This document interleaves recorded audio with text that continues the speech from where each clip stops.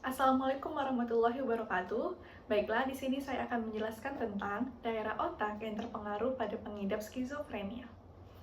Salah satu temuan paling konsisten pada otak pengidap skizofrenia adalah adanya penurunan atau penyusutan volume otak, terutama pada tiga bagian berikut. Yang pertama adalah korteks prefrontal.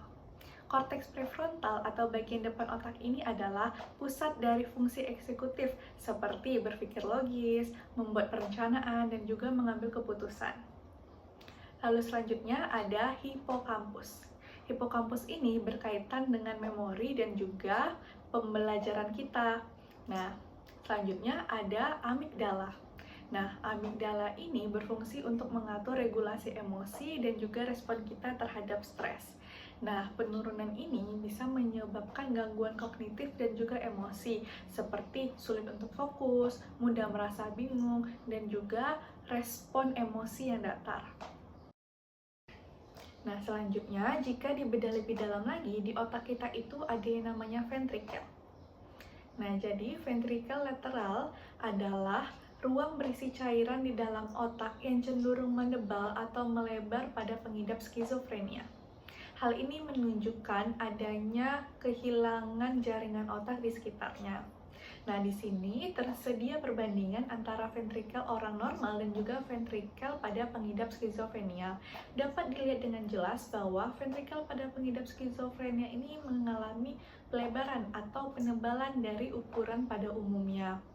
Nah, jika ventrikelnya ini semakin lebar atau semakin tebal, maka biasanya gejala kognitifnya ini akan semakin parah pula. Selanjutnya ada ketidakseimbangan neurotransmitter. Nah, tidak hanya pada struktur otak saja, tetapi fungsi kimia otak juga bisa mengalami gangguan, terutama pada dopamin. Nah, dalam otak kita, dopamin ini diibaratkan sebagai pengantar pesan yang memiliki peran penting untuk mengatur emosi, gerakan, dan pemikiran. Nah, pada pengidap skizofrenia, kerja dopamin ini bisa menjadi kacau di beberapa jalur utama. Ada 4 jalur utama pada dopamin. Yang pertama ada mesolimbik. Nah, mesolimbik ini adalah jalur yang mengatur perasaan senang, motivasi, dan hadiah. Jika kelebihan dopamin, maka akan muncul gejala positif seperti delusi atau halusinasi. Sedangkan jika kekurangan dopamin, maka akan muncul gejala negatif seperti orang ini merasa sulit untuk bersemangat, apatis, dan juga sulit untuk merasa senang. Lalu yang kedua ada jalur mesokortikal. Nah, ini adalah jalur yang terhubung dengan otak depan atau korteks prefrontal. Nah, bagian atas itu berfungsi untuk mengatur logika dan fokus, sedangkan bagian bawahnya berfungsi untuk mengatur emosi. Nah, jika kekurangan dopamin, maka akan muncul gejala negatif dan kognitif seperti sulit untuk berpikir, emosi yang datar, dan juga tidak peka terhadap perasaan. Lalu yang ketiga ada substania nigra. Nah, ini adalah jalur yang mengatur gerakan. Nah, jika kekurangan dopamin, maka akan muncul gejala yang mirip Parkinson, seperti kaku, gemetar, atau gerakan yang lambat. Sedangkan jika dopaminnya berlebih, maka akan timbul gerakan yang tidak terkendali, seperti twitch atau dyskinesia.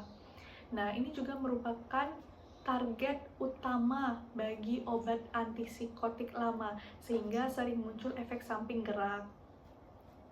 Lalu selanjutnya yang keempat atau yang terakhir ada tuberoid fundibular. Nah, ini adalah jalur yang mengontrol hormon prolaktin. Nah, dopamin pada umumnya itu dia menekan prolaktin, tetapi jika ada gangguan, prolaktin ini bisa aja naik.